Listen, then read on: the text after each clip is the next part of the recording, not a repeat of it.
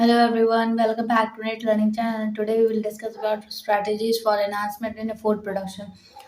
This is ninth chapter of NCERT. तो जो आज का टॉपिक मैं डिस्कस करूँगी वो बी कीपिंग है, जिसमें कि सबसे पहले हमने डिस्कस कर लिया था अपनी पिछले क्लास में एनिमल हस्बेंड्री के बारे में, जिसमें हमने डिस्कस किया था कि आउट ब्रीडिंग है, outcrossing and interspecific hybridization क्या होता है। ठीक है, तो आज का जो टॉपिक है वो बी कीपिंग है। इसमें हम सबसे पहले देखेंगे रियरिंग ऑफ हनी बीज for obtaining Honey and bee wax is called apiculture. ठीक है, तो जो बी वैक्स से आप जो भी चीज़ें ऑब्टेन करते हैं, जैसे कि हनी हो गया एंड बी वैक्स हो गया, तो ये सब चीज़ें ऑब्टेन करना by honey by bees, this called is apiculture. Okay, हम कास्ट ऑफ हनी बी के बारे में देखेंगे। तो there are 3 caste of honey bee. Honey bee के जो कास्ट होते हैं वो कितने होते हैं? 3 टाइप्स के होते हैं। कौन कौन से?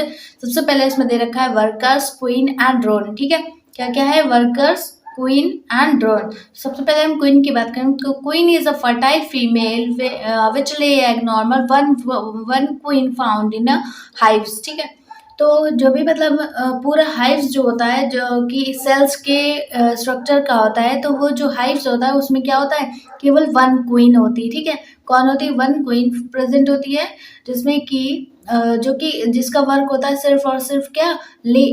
एग ले करना। ठीक है, क्या होता है उसका वर्क?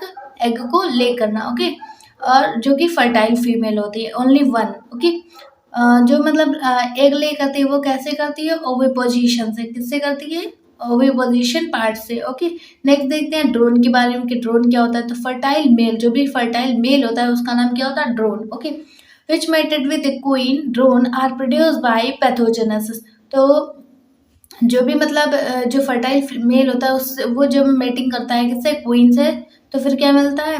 क्वीन से जब मेटिंग करता है तो क्या प्रोड्यूस होता है? पैथोजेनेसिस। ठीक है, क्या प्रोड्यूस होता है? पैथोजेनेसिस। नाउ हम बात करते हैं वर्कर्स के बारे में। इसमें देखते हैं they are sterile female and perform function. इसका जो परफॉर्म मतलब जो ये जो फीमेल होती हैं वो क्या कैसे होती है? स्टेराइल होती हैं। Okay, not a fertile. ठीक है, they are sterile. Okay, life span का कैसा होता है? तो लाइफ स्पैन का 6 वीक का होता है। They are collecting pollen smallest caste that queen and drone. तो ये क्वीन एंड ड्रोन के अकॉर्डिंग कैसे होता है? स्मॉलेस्ट होते हैं कास्ट में। ठीक है, और इनका वर्किंग क्या होता है? पॉलन को कलेक्ट करना। ठीक है, क्या करना? पॉलन को कलेक्ट करना। एंड नेक्स्ट पॉइंट देखते हैं the abdomen contains the wax gland and the sting. तो इनमें क्या होता है?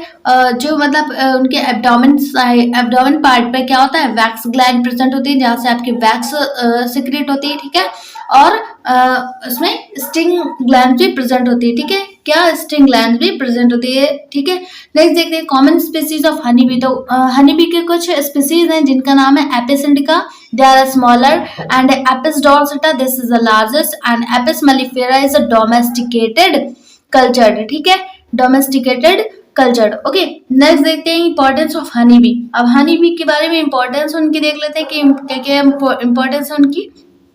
तो उसके बारे में देखते हैं। सबसे पहले हनी के लिए देखते हैं कि natural valuable tonic for human body. ठीक है, तो ह्यूमन बॉडी में क्या है? नेचुरल है, मतलब एज ए टॉनिक के तरीके वर्क करती है। क्या होती है? टॉनिक के तरीके वर्क करती है। नेक्स्ट देखते हैं मतलब इनका जो हनी होता है वो कैसा होता है? टॉनिक के तरीके होता है। किसके लिए? ह्यूमन बॉडी के लिए। ओके, नेक्स्ट देखते हैं वेरी वेरी एसिडिक।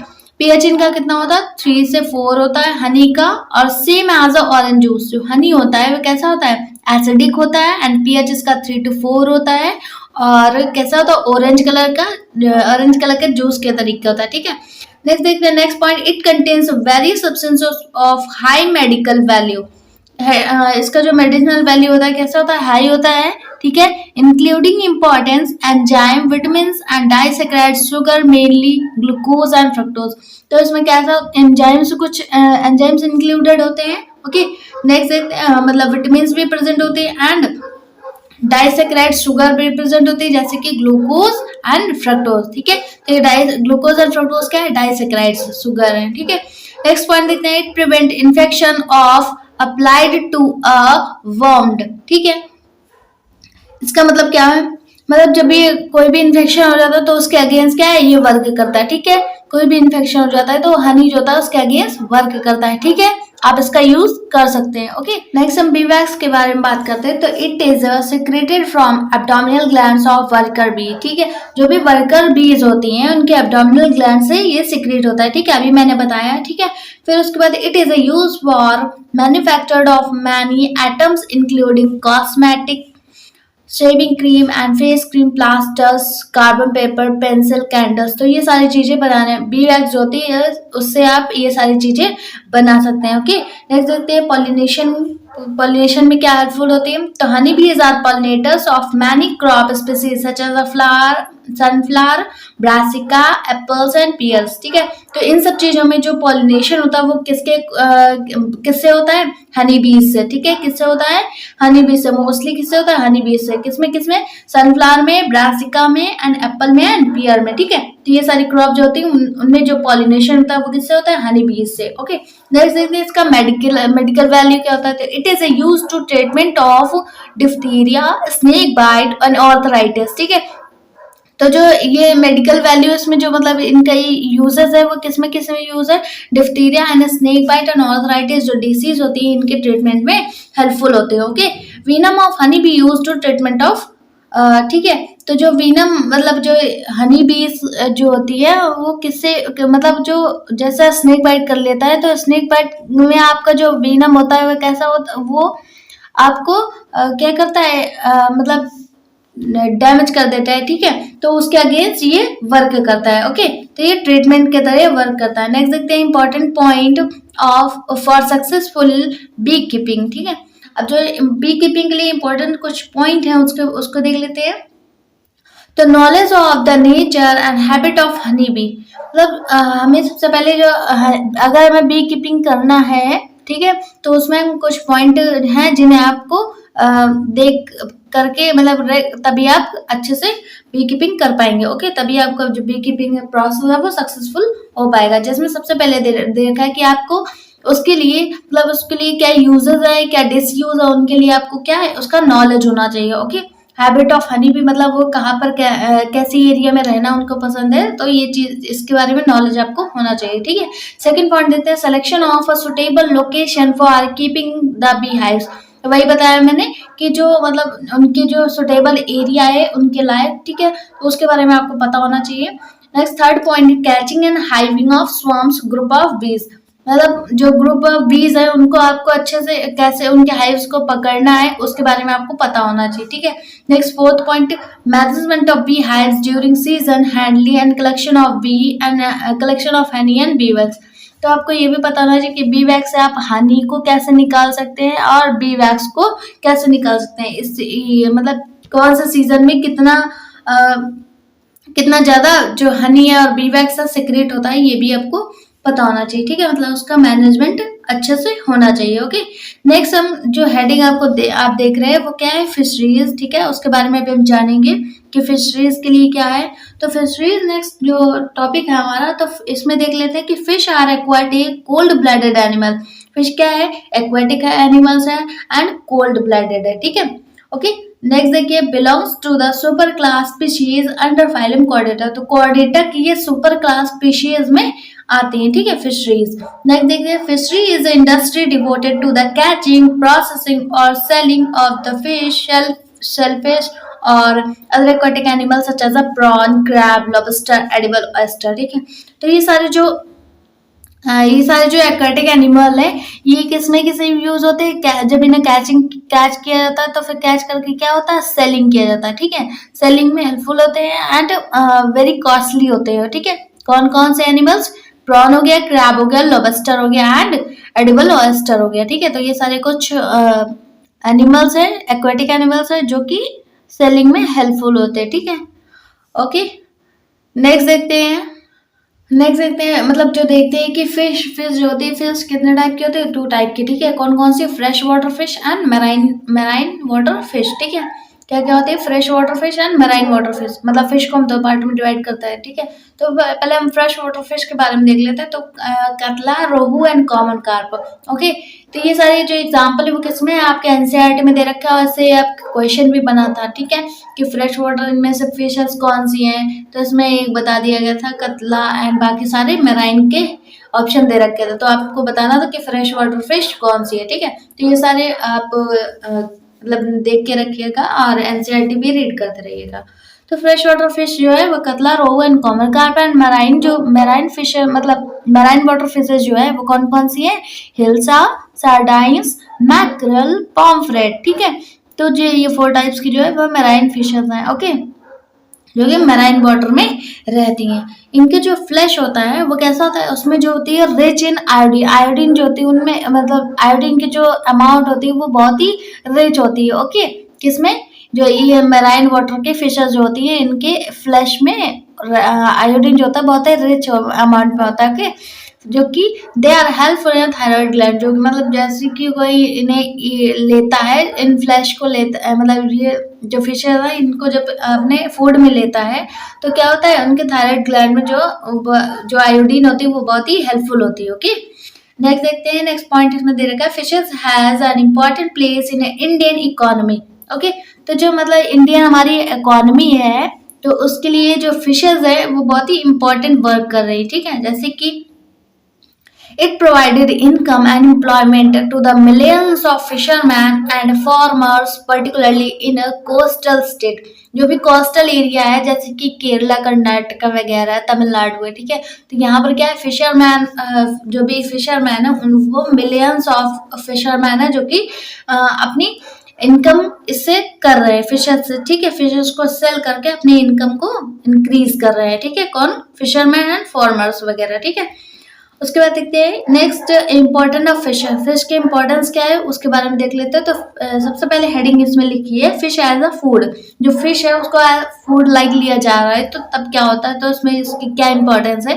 तो the fish flash is excellent source of protein, जो इसका फिश का फ्लैश होता है वो कैसा होता है, मतलब प्रोटीन का इसमें सोर्स बहुत ही ज्यादा होता है, ठीक है। फिर देखिए, has a very little fat, carries a good amount of minerals and vitamin A, D and rich in iodine। अभी मैंने बताया था कि इसमें बहुत ही कम अमाउंट में फैट होता है और प्रोटीन जो होती है लार्ज अमाउंट में होती है, और ये इनमें minerals and vitamin A and D के और आयोडीन जो होता है बहुत ही रिच होता है, ठीक है। फिर all man can easily digest, जो कि मतलब इसका फ्लैश जो होता है फिश का वो जो मैन्स होते हैं वो इजीली डाइजेस्ट कर पाते हैं, ठीक है। नेक्स्ट देखिए, फिश फॉर कंट्रोलिंग डिसीज। अब जो कोई कुछ फिश होती है जो कि डिसीज को कंट्रोल करते हैं, ठीक है। उसमें देखते हैं, तो पहले पॉइंट हो गया कि fish as a food, food के फॉर्म में लिया जा रहा है, तब उसमें मतलब क्या इंपॉर्टेंस है। नेक्स्ट क्या है heading, fish for a controlling disease. अब जो फिश है वो डिसीज को कैसे कंट्रोल करनी है उसके बारे में देखते हैं। तो like malaria, yellow fever which spread through mosquito can be control by using larvivorous fish eat larva of mosquito, ठीक है। तो जो कुछ फिशेस ऐसी भी होती हैं जो कि मतलब जैसे हमारे मलेरिया जो होता है वो मलेरिया हो गई, येलो फीवर हो गई, क्या है, डिसीज है, ओके। जो कि वन मतलब जो कि 1% से अनदर पर्सन में स्प्रेड होती है, ठीक है। तो फिर उन्हें कंट्रोल करने के लिए कैसे कर सकते हैं कि जो उनके लार्वा होते हैं, तो ये जो फिशेज होती हैं उनको अगर उन लार्वा के ऊपर रख दिए, मतलब उनपे उनके वही जहाँ लार्वा जिस वाटर में है उस वाटर में अगर इन फिशेस को छोड़ दिया जाए तो क्या होगा, वो ये जो फिशेस होंगे उनके लार्वा को क्या कर लेंगी, खा लेंगी, ठीक है। तो वो जो फिशेस होती हैं उनका एग्जांपल देखिए, गैम्बोशिया, गप्पी एंड ट्राइकोगैस्टर। तो ये कुछ एग्जांपल है जो कि डिसीज को कंट्रोलिंग करने में हेल्पफुल होते हैं, ठीक है, ओके। नेक्स्ट देखते हैं ब्लू रिवोल्यूशन। तो ब्लू रिवोल्यूशन क्या होता है उसके बारे में देखते हैं क्या क्या होता है। Blue revolution concentrated for development of aquatic animals is a pisciculture and aquaculture, ठीक है। तो जो मतलब ब्लू रिवोल्यूशन का मतलब होता है, मतलब अगर उसमें फिशेस के बारे में या फिर मतलब जो भी वाटर से रिलेटेड है तो उन वाटर वाली जो एक्वाटिक एनिमल्स है उनके बारे उनसे रिलेटेड अगर डेवलपमेंट हो रहा है तो उसे क्या बोलते हैं, ब्लू रिवोल्यूशन, ठीक है। क्या बोलते हैं, ब्लू रिवोल्यूशन, जो कि पिसीकल्चर में होता है और एक्वाकल्चर में होता है, ठीक है। क्या होता है पिशीकल्चर में और एक्वाकल्चर में, तो इन दोनों में ही एक्वाटिक एनिमल्स प्रेजेंट होते हैं और जो कि डेवलपमेंट में हेल्पफुल होते हैं, ठीक है। तो ये किस में आता है, ब्लू रिवोल्यूशन में, ओके। नेक्स्ट हम प्लांट ब्रीडिंग की बात करते हैं। प्लांट ब्रीडिंग क्या होता है, नेक्स्ट आपके जो अभी क्या मैंने पढ़ा, फिशरीज के बारे में पढ़ा, फिशरीज के बाद क्या है, प्लांट ब्रीडिंग, ओके। तो प्लांट ब्रीडिंग के बारे में पढ़ते हैं। तो traditional farming can only yield limited food for human and animals.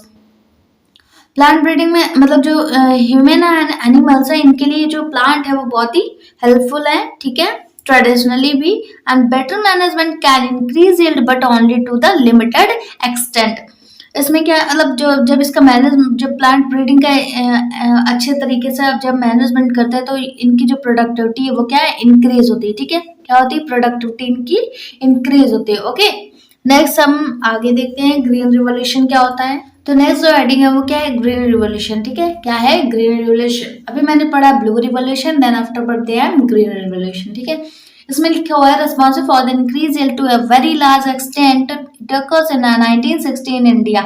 तो 1960 में क्या जो है वो ग्रीन रिवोल्यूशन आया था कहाँ पर, इंडिया में। ओके, इंडिया में 1960 में ग्रीन रिवोल्यूशन आया था, ठीक है, जो कि मतलब प्रोडक्टिविटी की इंक्रीज कैसे किया जाए, ठीक है, प्लांट की, उसके बारे में बताया गया था, ठीक है। अब देखिए फादर इन द वर्ल्ड, जो ग्रीन रिवोल्यूशन के फादर हैं पूरे वर्ल्ड के, तो उन्होंने क्या बोला, वो कौन से हैं, उनका नाम क्या है, नॉर्मन ई बोरलॉग, ठीक है, क्या नाम है, नॉर्मन ई बोरलॉग। नेक्स्ट हम फादर इन इंडिया, उसके बारे में जानते हैं कि इंडिया में जो फादर कहा जाता है ग्रीन रिवोल्यूशन के, उनका नाम क्या है, एम एस स्वामीनाथन, ठीक है, क्या नाम है, एम एस स्वामीनाथन। नेक्स्ट जो है वर्ल्ड फूड डे, उसके बारे में देख लेते हैं कि वर्ल्ड फूड डे कब होता है। तो 16 अक्टूबर को आपका वर्ल्ड फूड डे जो है वो सेलिब्रेट किया जाता है, ठीक है। अब ग्रीन रिवोल्यूशन के बारे में बात करते हैं, क्या अभी तक ग्रीन रिवोल्यूशन पढ़ रहे थे, वो होता क्या है, ठीक है। तो green revolution depended mainly on the plant breeding technique and for high yielding and disease resistant variety and wheat, rice, maize, etc. तो ग्रीन रिवॉल्यूशन जो होता है, अभी मैंने बताया कि किसी भी प्लांट ब्रीडिंग से होने वाली प्रोडक्टिविटी को इंक्रीज करने के लिए इस प्रोसेस का यूज किया जाता है। एंड जो भी मतलब जो होने वाली डिसीज, अगर प्लांट में कोई डिसीज है तो उससे बचाने के लिए उसके अगेंस्ट जो रेजिस्टेंस है उनका यूज करके आप अपनी जो क्रॉप है उसे अच्छे से इंक्रीज कर पाएंगे। तो उसके एग्जांपल कौन कौन से हैं जिनका ग्रीन रिवॉल्यूशन में यूज हुआ है, तो वो है व्हीट, राइस एंड मेज। तो ये सारी जो क्रॉप है इनमें आप ग्रीन रिवॉल्यूशन का यूज हुआ है, ठीक है। तो हम फिर उसके बाद प्लांट ब्रीड की बात करते हैं। तो plant breeding is a genetic improvement of the crop in order to create a desired plant type. तो मतलब जो भी ऐसी जो जेनेटिक इम्प्रूवमेंट होती है क्रॉप में, उसके बारे में बताया गया कि प्लांट ब्रीडिंग में कैसे यूज किया जाता है, ठीक है। नेक्स्ट देखिए, they are better suited for cultivation given better yield and the disease resistant. तो अगर किसी भी अगर अपनी क्रॉप को अगर बेटर करना है तो उसके लिए क्या करना चाहिए, मतलब अगर अच्छे से कल्टीवेट करना है तो आप डिसीज रेजिस्टेंस चीजों का यूज कर सकते हैं अपने क्रॉप में। ओके, नेक्स्ट देखिए, most of our major crop are domesticated variety but now due to advancement in genetic molecular biology and tissue culture. तो जब आप ये अभी तक मैंने बात करी कि कैसे आप बेटर कर सकते हैं अपनी क्रॉप को, तो ये सारी प्रोसेस का यूज करके, जैसे कि हो गया टिश्यू कल्चर हो गया, ठीक है, ये क्या है आर्टिफिशियल है, ठीक है, क्या है आर्टिफिशियल ही है, ठीक है। तो इनका आप यूज करके, जैसे कि टिश्यू कल्चर हो गया, प्लांट ब्रीडिंग हो गया, ये सारी जो प्रोसेस है जो कि मॉलिक्यूलर जेनेटिक टूल्स जिन्हें बोला जाता है, तो इनका यूज करके आप अपनी जो क्रॉप है उन्हें अच्छे से डेवलप कर सकते हैं, ठीक है, ग्रो करा सकते हैं। नेक्स्ट देखिए, main step in plant breeding. Plant breeding के जो मेन स्टेप है उसके बारे में बात करते हैं। तो सबसे पहला जो पॉइंट लिखा हुआ है, पहला जो हेडिंग है वो क्या है, कलेक्शन ऑफ वेरिएबिलिटी। ओके, तो genetic variability is the root of any breeding program. In many crop, pre-existing genetic variability is available from the wild relative of crop. तो मतलब जो भी मतलब आपकी जो क्रॉप है उसको अच्छे मतलब उसकी रूट को कैसे आपको ग्रो कराना है, ठीक है, मतलब उनकी जो जेनेटिक वेरिएबिलिटी है उसे कैसे आपको अच्छे से रखना है, तो उसके बारे में आपको बताया गया, ठीक है। उसके बाद देखिए जर्म प्लाज्म के बारे में बात करते हैं। It is very important topic, germplasm. The collection of plant seed having all the genes in a given crop is called germplasm collection. germplasm collection क्या होता है, जैसे कि कोई भी प्लांट है, ठीक है, तो कोई भी प्लांट का कोई छोटा सा पार्ट, जैसे कि प्लांट का कोई छोटा सा पार्ट हो गया, रूट हो गया, लीव्स हो गया, ठीक है, सीड हो गया, ओके। तो इन सब के कोई मतलब इससे आपका ये क्या है, एक प्लांट्स की कुछ ना कुछ छोटा सा पार्ट है जिसमें कि प्लांट के नॉर्मली कि सारे प्लांट, पूरा जो प्लांट है उसके सारे पार्ट में आपके जीन्स प्रेजेंट होते हैं, ठीक है।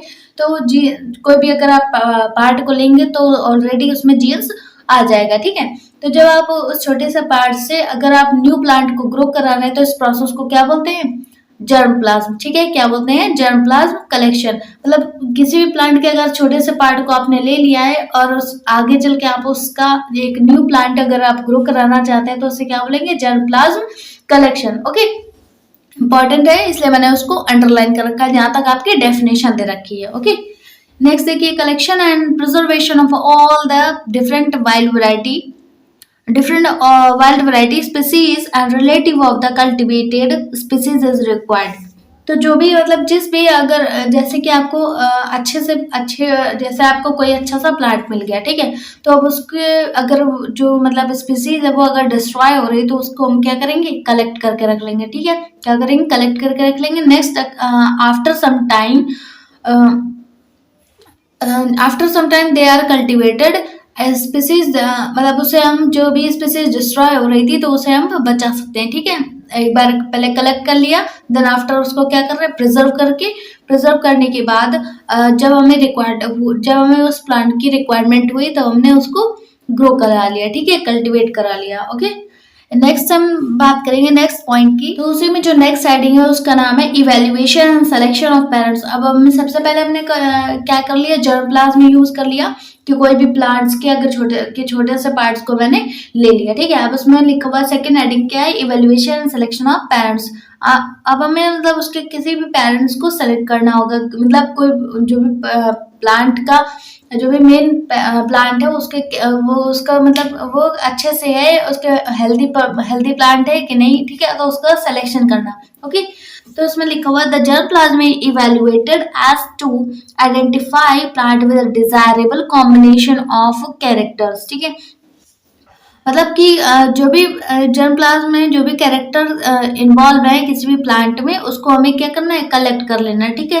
The select plant are multiple and used process of hybridization, जिसको हम आगे हाइब्रिडाइजेशन के प्रोसेस के लिए यूज कर पाएंगे, ठीक है। जिस भी प्लांट को आपने सेलेक्ट किया है जो कि हेल्दी प्लांट्स है उसको आपने सेलेक्ट किया है किसके लिए, हाइब्रिडाइजेशन की प्रोसेस के लिए, ठीक है। उसके बाद थर्ड पॉइंट आपका दिया रखा है cross hybridization among the selected parents. जो भी आपने पेरेंट्स को सेलेक्ट किया है प्लांट के तो उसका आप क्या करेंगे, क्रॉस हाइब्रिडाइजेशन, मतलब वन पेरेंट से अदर पेरेंट्स का क्रॉस कराएंगे ना, ठीक है।